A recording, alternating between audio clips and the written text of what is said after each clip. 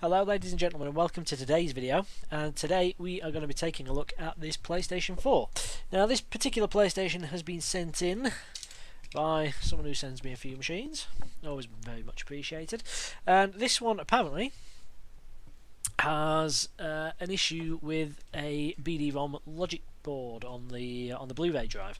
Now, you know, this guy has his own shop and he's good at what he does, but this one's come here for the chip swap, so that's what we're going to do. So I think it's not particularly easy to solder these chips, so you know, some people just don't fancy it, which is absolutely fair enough. But we're going to show you today the things that are involved, and if you do fancy tackling this yourself, what you need to do and how to do it. So he said that there is a spare drive board in the brown envelope, so I presume that's with the console that has the fault. Anyway, he says he's left me a post-it note underneath, so we'll just open this up and we'll take a look. So I thought we'd do it on camera. Okay.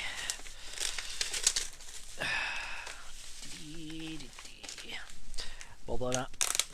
Love it. So.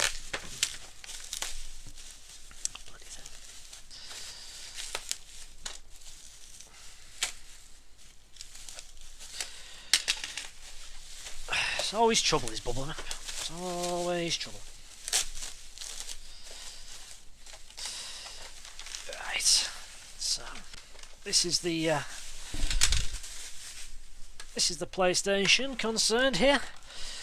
So let's just have a quick look then. So that's the replacement drive board.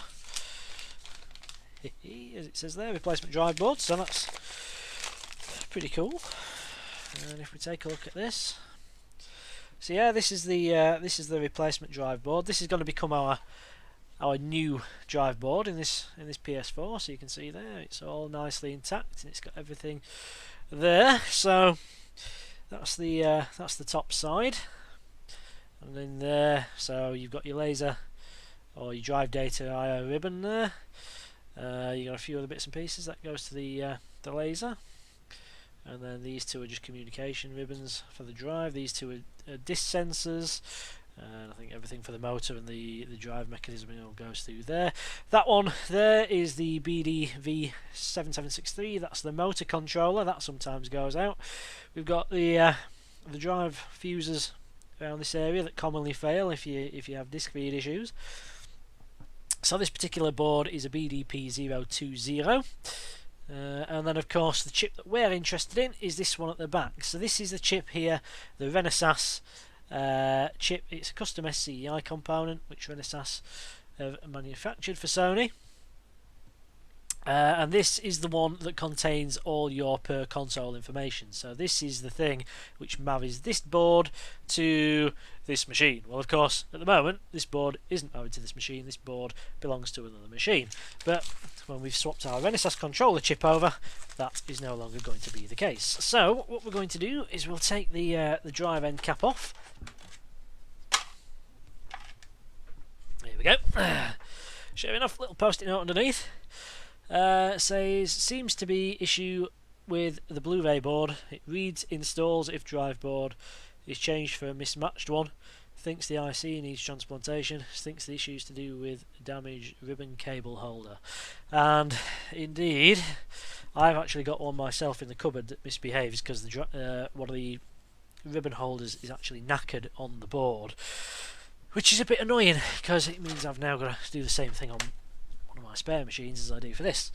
Basically the symptom with the one that I've got is it doesn't seem to eject discs. It just gives you 3 beeps as if there's no disc inserted in it.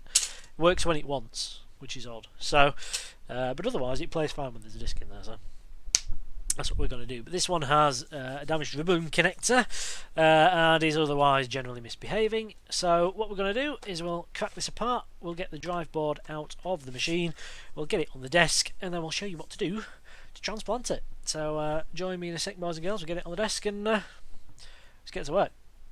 Right then, ladies and gentlemen, so this is the original drive board. Of course I've labelled it up there. Just put rig so we know which one we're looking at, and we don't end up putting the bloody chip back on the on the wrong part.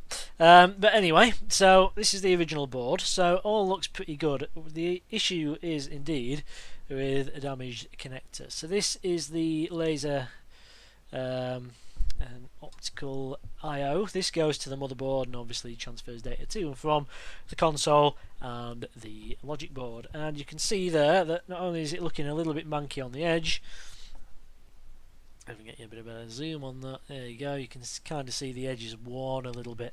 But the big problem, if you look at our new replacement one, is that it's missing the clip for the actual ribbon itself. So that locks the ribbon in place and pushes, puts pressure on the top of the ribbon so that it makes contact with the data pins inside. Without that, it can be a little bit temperamental when it wants, and that's not cool. So this little thing there. You can also notice, of course, that this is in much better shape and much nicer condition than what the original one is. The original one does indeed look knackered. So although we could probably take a look around what's going on here, and I'll be honest, I think I already know what the problem is for those of you, and I've just spotted it on the microscope. Let's see. Now then, who amongst my viewership has already spotted what the problem with this is? Have a guess. We're still gonna transplant the chip because it's easier than melting this connector off and buggering about. But anybody spot it? Put it on pause and have a look, and then have a look at this one. See if you've spotted it. If you're still looking and you're still scratching your head, then if you don't want to know the scores, then look away now. But see these two?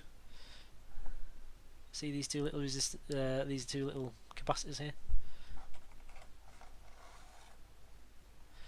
Yeah, they've been ripped off. So whatever data goes through these two pins here isn't getting transferred at all. They go through those couple of ears and then through to the side of the board. So that's the issue, seemingly. But this connector has definitely seen better days, and although we could just replace these two, this connector here is definitely knackered. And to be honest, that is most likely going to be our problem. There is those two missing resistors, but as I say, this is crap.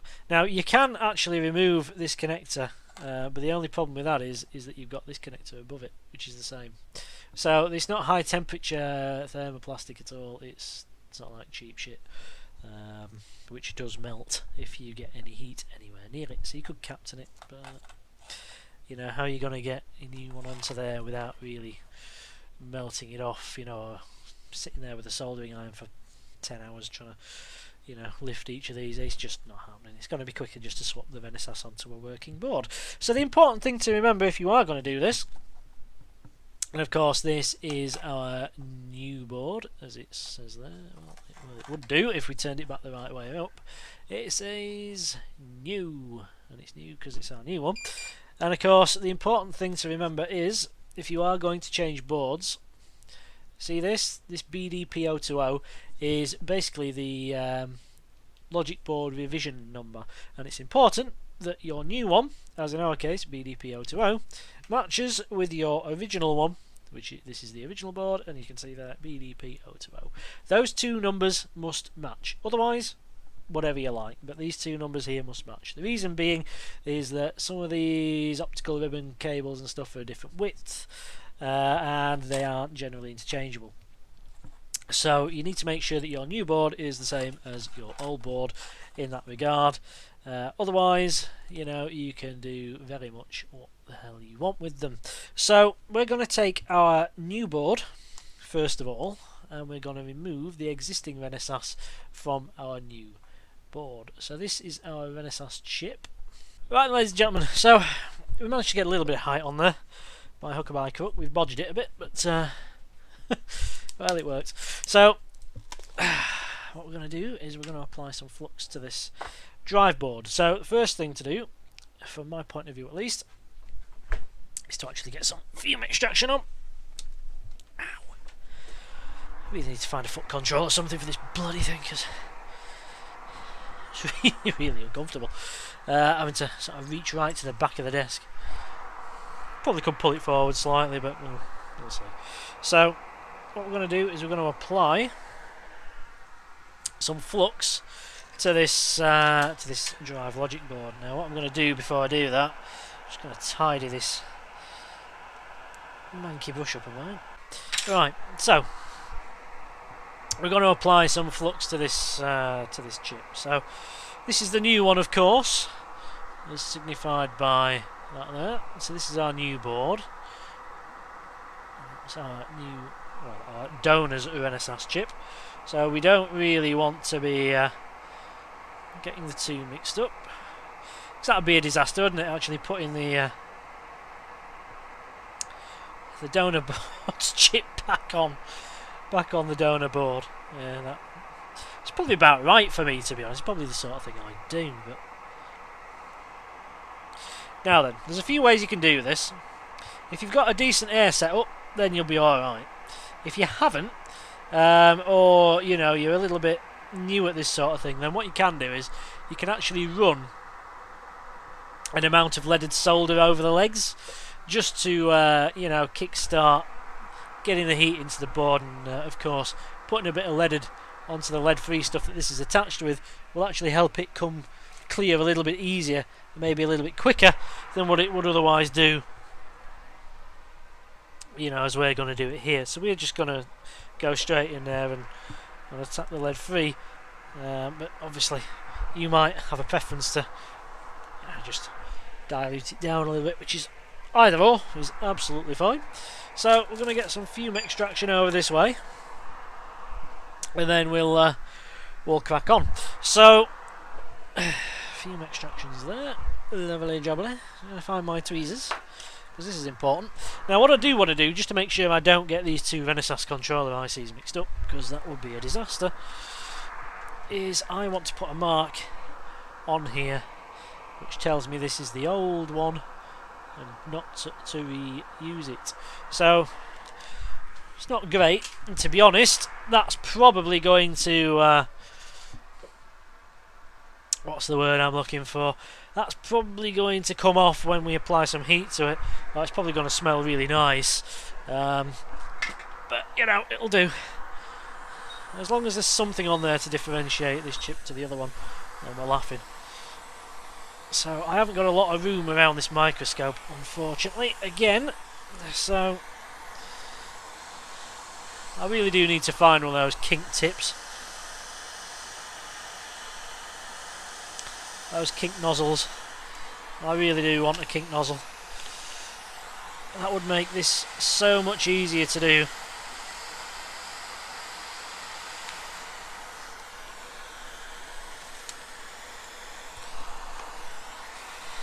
I'll move this fume extraction about a little bit. So, with this being a logic board, a drive logic board rather than a main board, this isn't going to take so much heat and work to actually get this Renesas controller IC off. What you do want to be careful of is that a lot of these components are fairly close by to the IC, so you know, you can inadvertently end up knocking a few off with the air wand, which isn't ideal, so you do want to be careful. What I do is just get a kink tip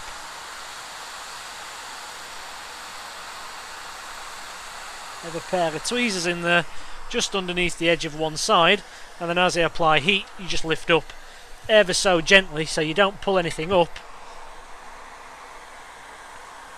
or knock anything out of place. Obviously, you know, if you do knock something, then you know, you'll need to put it back in position, but hopefully, you know, you won't do that. So that is the new board, and that's the Renesas IC. So I can still just about see the XR left on there. Just about see it there. So that's the old one. So I'm going to put that over there. And this is the new board. So it looks like we haven't knocked anything particularly badly out of shape. It all looks healthy enough there. So what we're going to do, we're just going to clean those pads up a little bit. So to do that, we're going to apply some flux again onto here.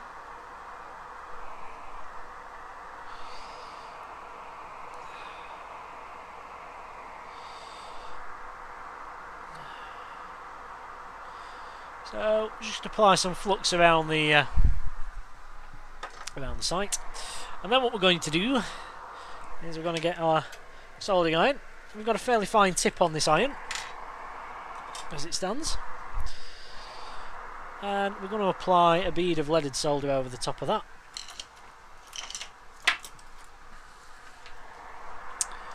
Okie doke. Just melt it on there. Now then, we might need a slightly bigger tip for this, but hopefully not. Just going to run it back and forth a few times. That's just going to re-tin all these legs, sorry, all these pads with some nice leaded solder. It's going to remove sort of any contaminants or any bridges that we've got there between the legs.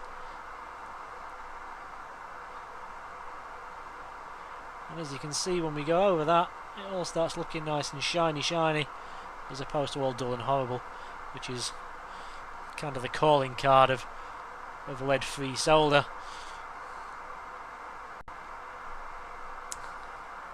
So we can see there that's looking a little bit nicer than what it was. So we need some IPA, and I had a tin of this stuff kicking around on my desk somewhere. That seems to have disappeared. My mate's been in here dismantling laptops this week for his nursery. I'm hoping he's not used the entire tin, because there was quite, well, there was enough left in it, let's put it that way. And I actually preferred using the aerosol tin as opposed to the syringe in the old tin, but it looks like I'm not going to have much of a choice, because I can't find the tin. The other question is where's the syringe, because I haven't seen the syringe, actually, thinking about it either. The joys of having somebody coming in and, oh, it's here. Well, I found the syringe. He must have used the tin. Little bugger. He's used the entire tin. There weren't an awful lot left in there, but there was enough for a good few machines. It's only dismantled two, but anyway, let's get that. Let's get a bit of a brush here, just to irritate the alcohol a little bit. So of course we'll go ahead and we'll do a thorough cleaning on this board once everything's, you know, been swapped over, because we're just going to flux everything back up again anyway. But it's just a case of removing the old stuff, so we can apply some nice clean stuff as and where we want it. So it's mainly just to get rid of the reflection, so I can show you the site now we've cleaned it up, because otherwise to be honest, if it was me just doing this now, I'd just crack on and recite the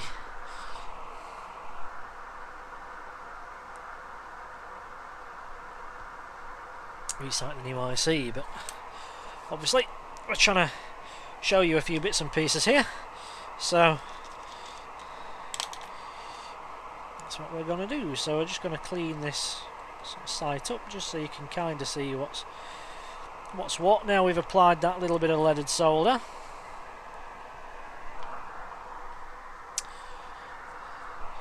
you can kind of see, should be able to see really quite nicely in a sec.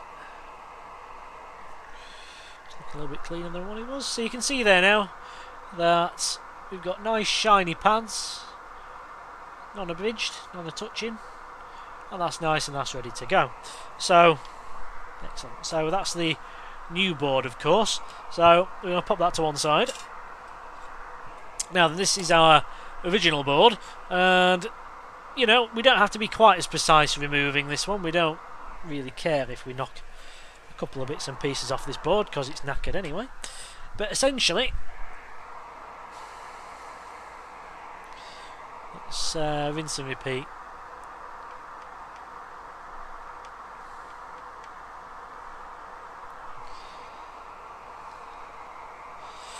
So we're just going to apply plenty of flux around the outside of the thing. So for anybody who's interested, we're using 485 degrees C for heat, and we're using 100 litres of airflow per minute.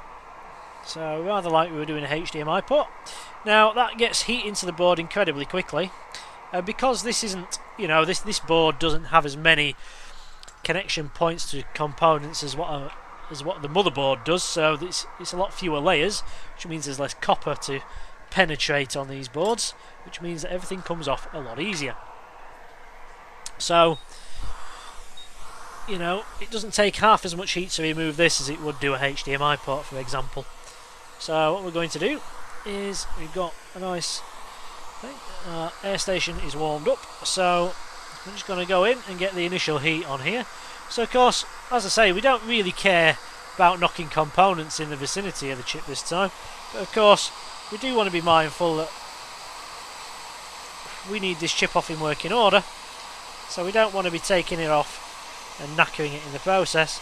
So we still want to be gentle with the IC, we don't want to be bending any legs out of shape.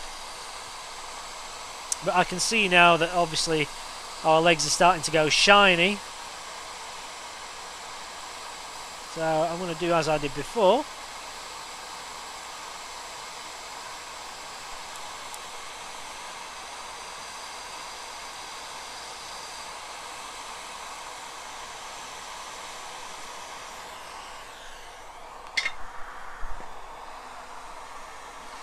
Okay, so you can see there, that's the site of the old chip, or our matching chip, should I say.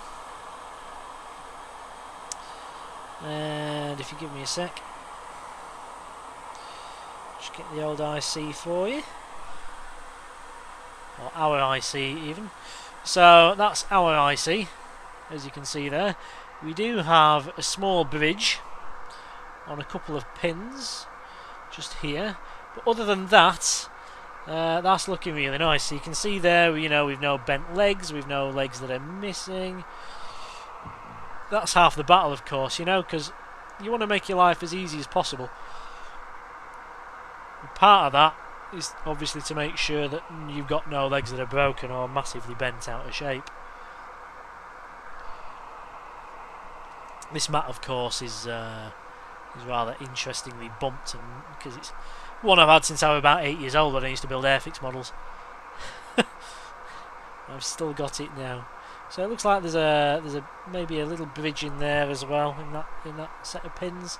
So there's two bridges I can see on this IC, but they should be fairly easily cleaned out. So how the hell do you remove that? What you need is some fairly fine solder braid. So this stuff is a Chemtronics solder wick.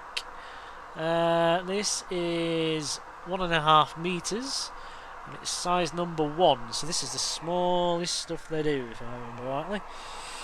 So how do you get that bridge out of that chip? Well, it's easy enough. So you can kind of see there, if we turn the IC over, you can see where those little bridges are. And what we're going to do is we're just going to apply a dab of flux onto the legs which are affected. So we've got one there. I think we've got a bit there as well. And all we're going to do is get our soldering iron, and we're going to be really gentle. We don't want to apply any pressure really. We're going to let the heat of the iron and the quality of the wick do the work.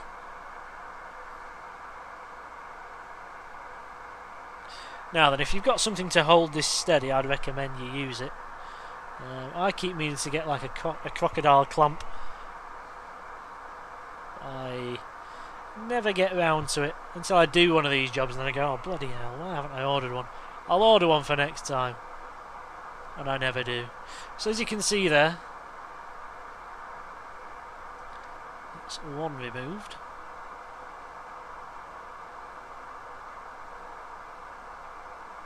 So I'm not applying any pressure to these legs, and the reason why is because any pressure on these legs, they're only really tiny, really fine legs, so you can break them if you're too heavy-handed with them, of course you can, but that's not what I'm really bothered about. What I'm bothered about is actually sort of bending these legs out of shape and out of position, because you don't have an awful lot of room to play with.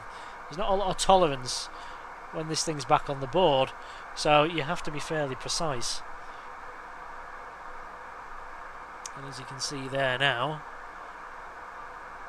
that's all looking really rather cool. So that's 2 sides okay, that's 3 sides okay, and that's 4 sides all good. So we've removed any sort of bridges or any shorts that we've had there, and that is our nice new, or our nice original even, IC, all nicely cleaned up and ready to go back on our donor board. So speaking of our nice new donor board, here it is. Remember, this is the new one, this is the one we cleaned up. So what do we need to do?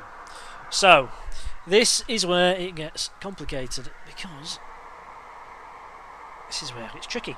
So what we're going to do is we're going to apply a fairly decent amount of flux, the reasons for which will become clear shortly.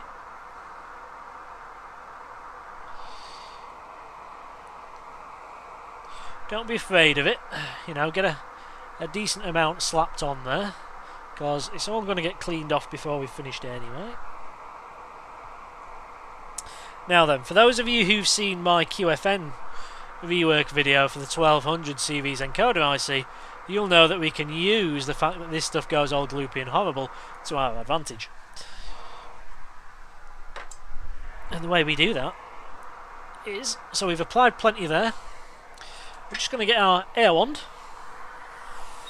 and we're going to apply a little bit of heat to that flux. So we're not going to go too mental at it, but we're just going to apply a little bit of heat to it.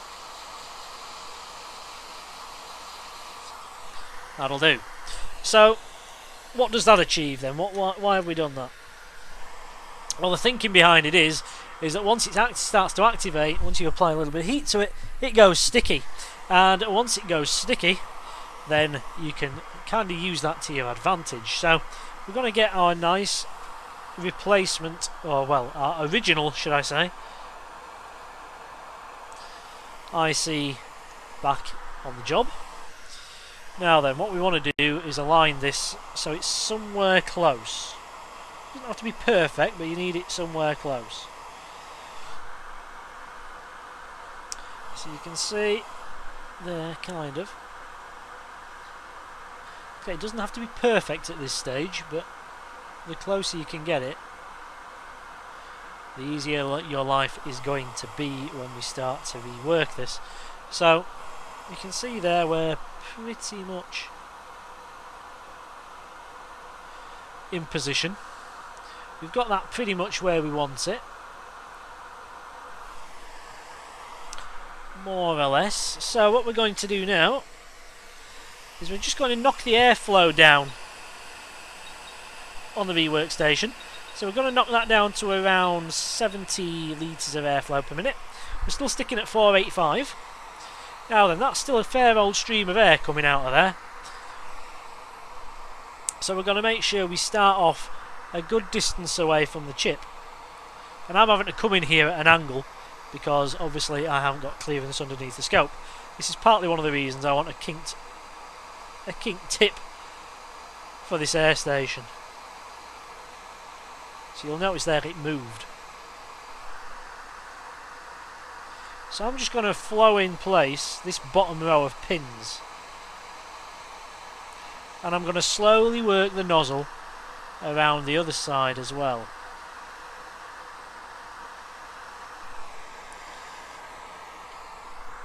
Now then, this is going to be where it gets complicated because I'm having to do this underneath the scope. Normally I wouldn't have this to do.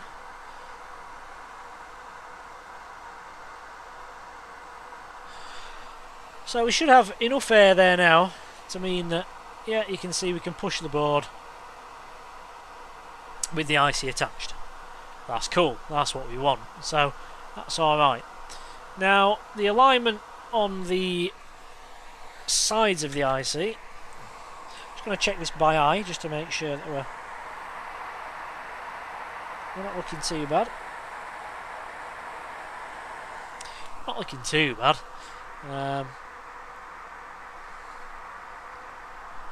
Let's get you some zoomage. So at this point I'm not expecting the alignment of the pins to be at all precise, but I want them to be somewhere close. I want them to be at least somewhere relatively close to their final position. Okay, so you can see there that we're not perfect there on that right hand side. You can see they're kind of in between. The top row's alright, the bottom row's okay, and obviously we're the same. So it's sat a little bit high, it's sat a little bit up towards the top, it's sat up a little bit too far this way. Okay, but what we're going to do now is we're going to use the magic of something called surface tension to pull this into its final resting place. So we've got the thing intact, it's loosely in place, it's attached to the board at least. So what we're going to do now is we're going to apply some more flux to our chip. And again, we're going to apply a fairly decent coat of it. So again, don't be scared of putting a decent amount on there, because this is all going to get cleaned off before we've finished. So don't be afraid of going for it. Don't be afraid of using a fairly decent amount. Okay, so that's a fair old amount of flux on there now.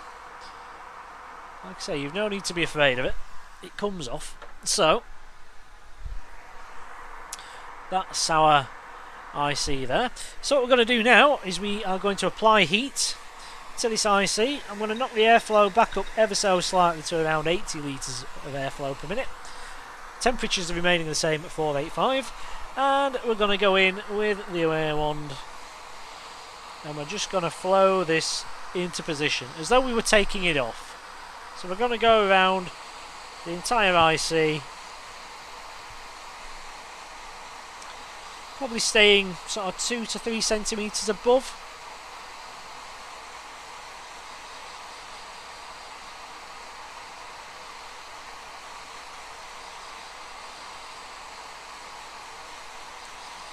Okay, I can start to see everything's going shiny.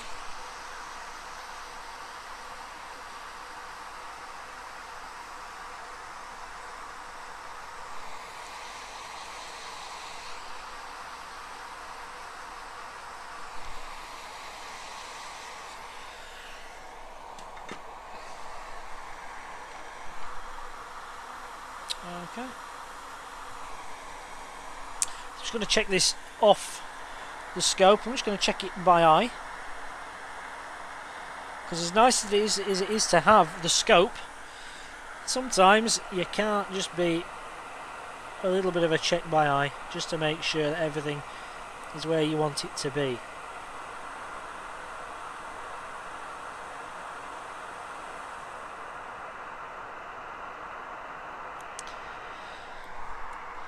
So what I'm going to do, I'm just going to give this a really quick check with the multimeter. It looks as though it might be sat slightly high still.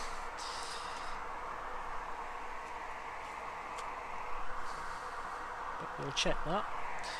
So the way we can check that is just by getting a pair of multimeter probes and just checking the end few pins just to make sure that they're not talking to each other.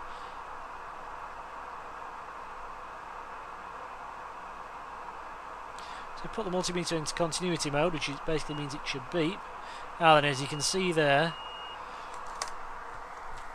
one, it's not quite soldered down as we'd like, because it's not quite in position. Right, and two, we didn't do our final push because we were trying to get that to align up. So the first thing, before we want to make sure that this thing is completely soldered, we need to make sure it's properly aligned, which is what we're trying to do by flowing it into position. Now, hopefully we're relying on surface tension to do the dirty work for us. In this case, it's being a little bit stubborn. So what we're going to do, and this is cool because we can show you what happens. So, you know, usually surface tension's enough and it'll just pull everything into place, roughly. And then you'll be good to go. But of course, you can get it where, like it is today, and it's being stubborn. So So we'll show you what to do when it's being stubborn.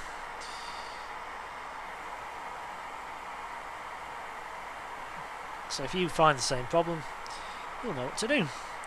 So, we'll put some more flux on that IC. So, if it's being stubborn, what you need to do is the following. So, we're going to apply the same sort of thing as we did before. We're going to get this thing fairly warm to the point where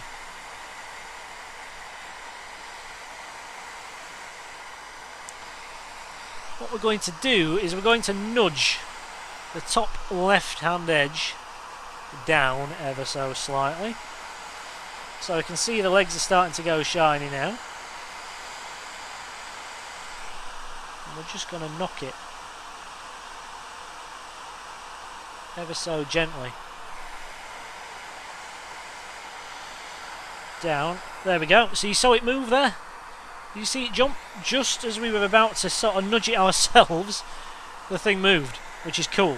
So now it's roughly in position. We're going to get a pair of tweezer blades across the entire width. Now, providing you're gentle enough, you'll be fine here. What we're going to do is we're just going to press down with a pair of tweezers. So we're giving it a bit of firm pressure. We're not pushing too hard, but we're going fairly firm. And hold it.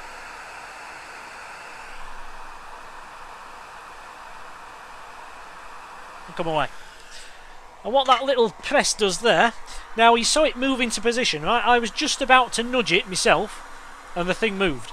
That's surface tension. When it moved without me touching it, surface tension, that's what we were trying to do before, flowed it into position for us. Which is absolutely fantastic. That's exactly what we were looking for. So, that's really cool. Okay, so you got to see it in action there. And that basically means that that now has jumped every single pin onto its respective pad, and you can see it's nicely aligned there. We'll get some proper zoom on there for you in a sec, so you can see like the flux residue and everything else on there. So we'll give this a clean up as well when we've finished. But what you'll be able to see is if we can get some zoom onto these pins for you, and I'm going to try and get a fairly decent amount of zoom for you. So you can see there, look, you can see now. Probably be able to see it better when we clean it off, but you can quite clearly see green in between each pin, and you can see the bottom of the pad and the bottom of the leg. Look how nicely aligned those are.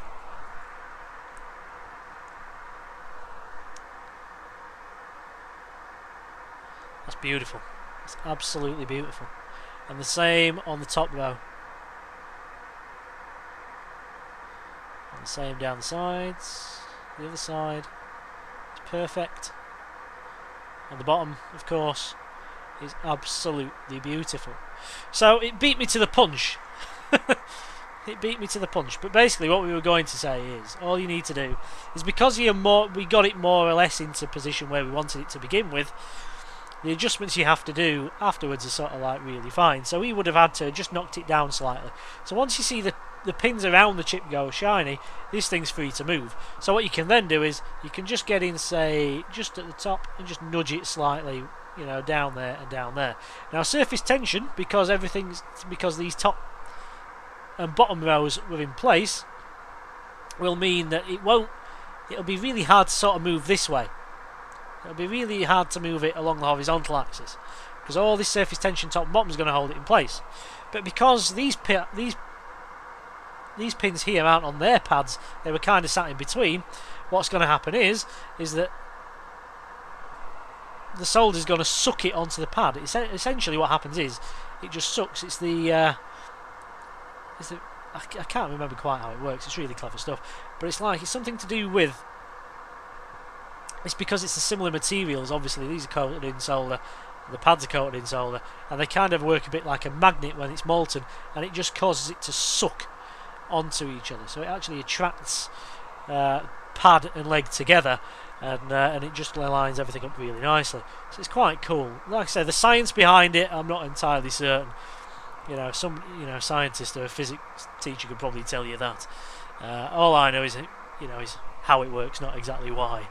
But but there you go, and you can see that now is looking really, well, it's perfect, you know, it's lovely.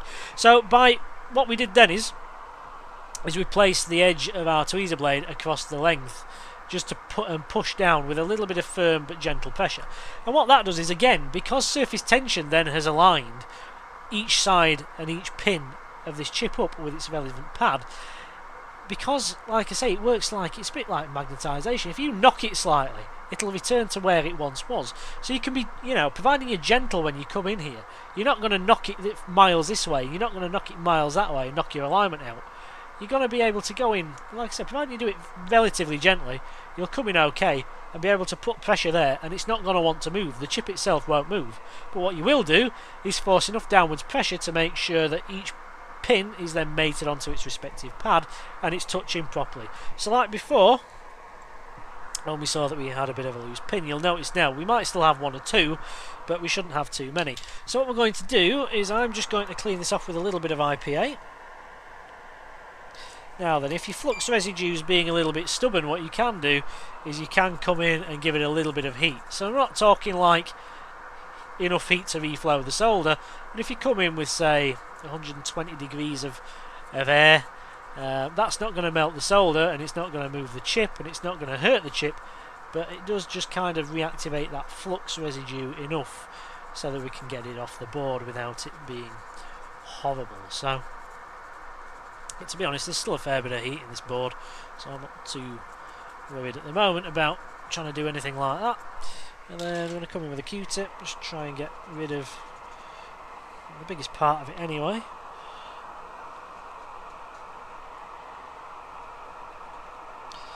Try and get rid of the biggest part of the horribleness. And just keep going until you've got, you know, the biggest part of it up. As I say, if you've got like a stubborn bit of flux that refuses to shift, just put a little bit of heat on it, and that should be enough to lift it off without causing any damage or leaving, you know, any sort of crappy residue on there that you don't want. So we're going to give this a proper thorough clean in a bit.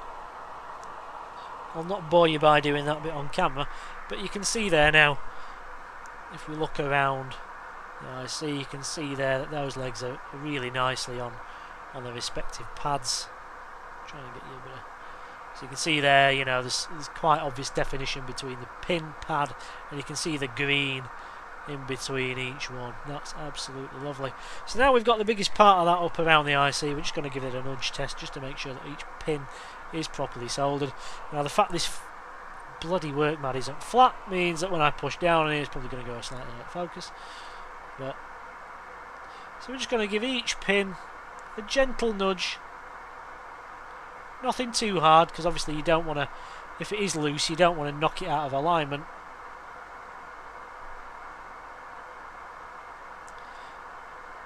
And you don't want to break the leg, because these are really fine. You know, it's easy if you go too hard at this, you can really cause some damage. But those bottom ones there look absolutely fine. So let's try the ones on the edge.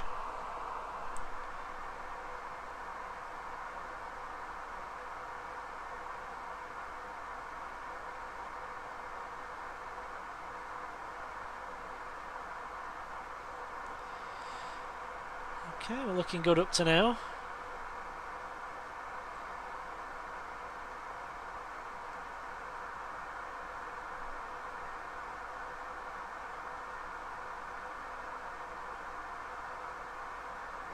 That's the bottom and right sides. All looking really rather nice. So we'll do the top row now. See, got a loose one.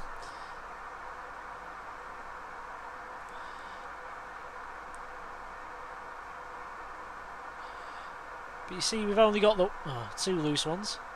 3. Right, okay, so yeah, we've got some loose ones on the top row. Now that's hardly surprising, because it's hard for me to get to the top row with the air, you know, with the air nozzle I have, and trying to get it underneath the microscope to do the video. So we could just do with putting a little bit of air on this top row of pins. So what we'll do is, if you do get some loose ones, and you'll see there we've knocked a couple out of shape, but we're not going to worry too much about that. What we'll do, let's get some zoomage so we can see. We're just going to knock those pins back into shape. Just make sure they're pushed down to the board. That one's okay. So you do want to be gentle, don't want to be too hard. Being hard gets you nowhere. Otherwise you're looking pretty good. So what we're going to do,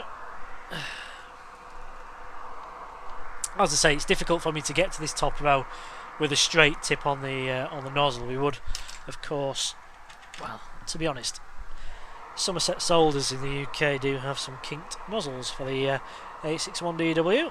They're around 25 quid if I remember rightly, so I'm definitely going to be investing in one of those, and then I can get underneath this scope camera nice and easily. But for now, all I'm going to do, just going to apply a little bit of heat to these bottom legs.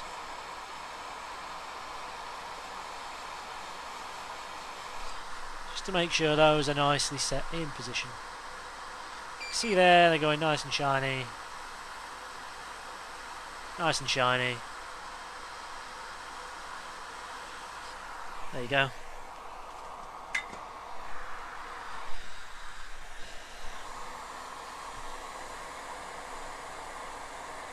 I'm going with the alcohol and the brush.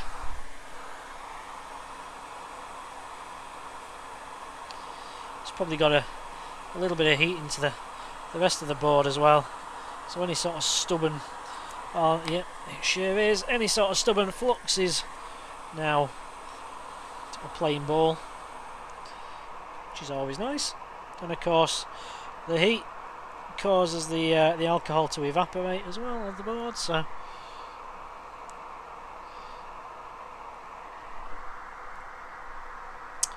okay. So we're just going to go back and we're going to make sure that those pins that were a little bit loose now no longer are. So give each one a nudge. So you don't need to be too hard, you certainly don't want to be too hard, because if they're not soldered they're just going to move, you know. You don't have to push them hard. But obviously even just the one pin not being soldered is going to be enough to give you trouble. So you can see this is one that was moving. I'm not sure if that one actually still isn't a little bit loose. That one's okay. If you do get one that's still you're not entirely sure about, you can just get a soldering iron on there.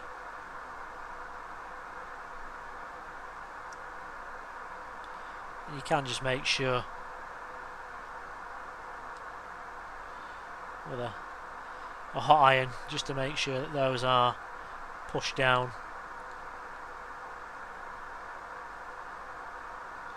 And where they need to be.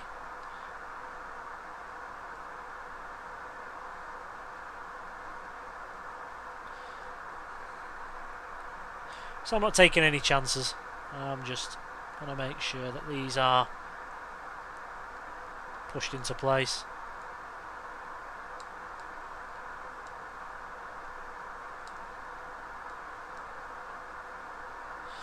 As they seem to be. So just go over those again, just give them a last check, make sure that, you know, those are now seated properly and that they're not going to move anywhere, and they're not going to be tempted to move anywhere.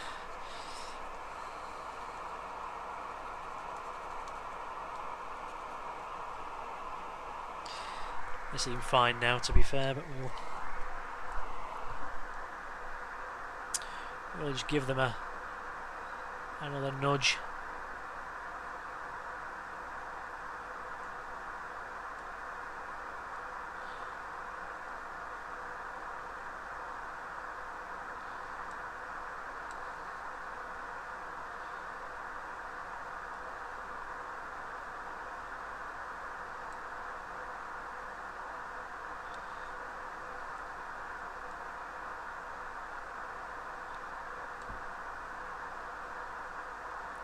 So that was good.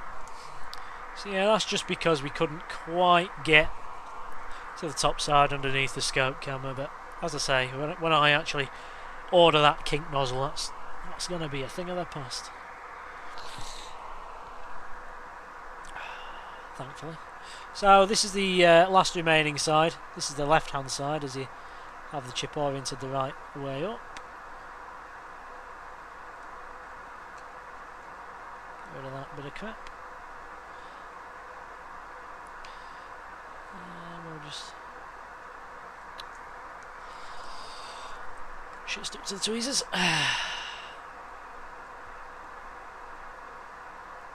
So yeah, you know, just a firm but gentle push. You don't want to be hard. If it ain't soldered, it will move. You don't want to push it to the point where you end up losing a leg or smashing a couple of legs across into each other, because it's just a nightmare when you're working with something that's so fine pitch. But that's looking pretty nice now. That's all looking pretty cool. All those are soldered. There's no loose legs there now. That's looking really rather nice.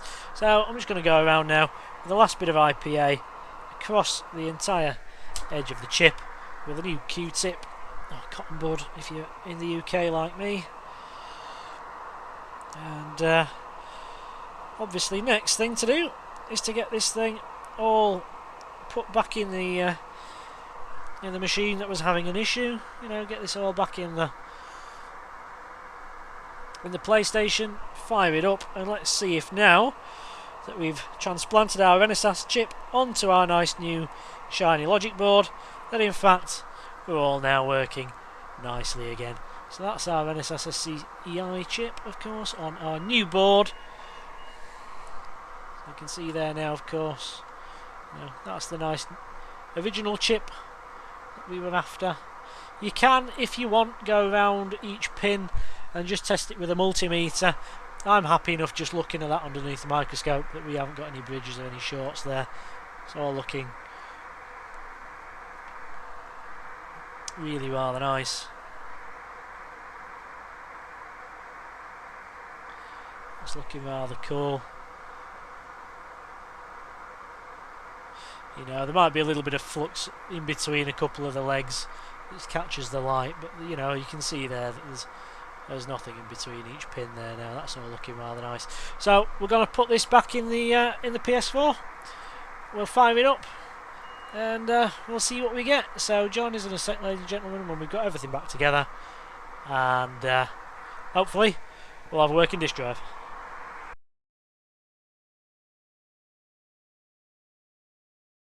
Alright, jump cut. We ran out of space on the camera. So, where was I? Yes, we removed the Renesas from the donor board. We removed our Renesas chip from our original board to go on the donor, and then we reinstalled the Renesas onto the new board. Put the new board back in the Blu-ray drive. Put the Blu-ray drive back in the PlayStation, and as you can see, here voila. So, that's it, ladies and gentlemen. In a nutshell, you've seen there that it can be done, and that it, in fact, you know, if you're used to this kind of stuff, it's actually not that difficult to do. It's very fiddly. And you know, you can get in a bit of a mess very quickly if you're not a fairly decent solderer, but you know, following a few basic tips and guidelines, you too can do it. So thank you very much for watching. Hopefully you found this useful and you've enjoyed it. You know, as always, please remember to comment, like, and of course subscribe to the channel if you haven't already. We've over 50 videos on this channel now, and we've some interesting developments coming up along the way. As we touched on in our update video, you know, we're hoping to start some live streaming and things like that. So, yeah, you know, please feel free to stay tuned for that. So, I've been Andy Paul. You've been fantastic on this lovely evening in West Yorkshire. The sun is out and it's rather beautiful. So, I'm going to go and enjoy myself. And, yeah, so for me, it's thank you for watching. And I'll see you on the next vid. So, for me, it's bye for now. Many thanks for watching then, ladies and gentlemen. Hopefully you've enjoyed this video. If you have, then why not check out these recommendations below. Also, please remember to comment, rate, and of course subscribe to the channel if you found this useful. We've plenty more content on there, and there's lots more to come.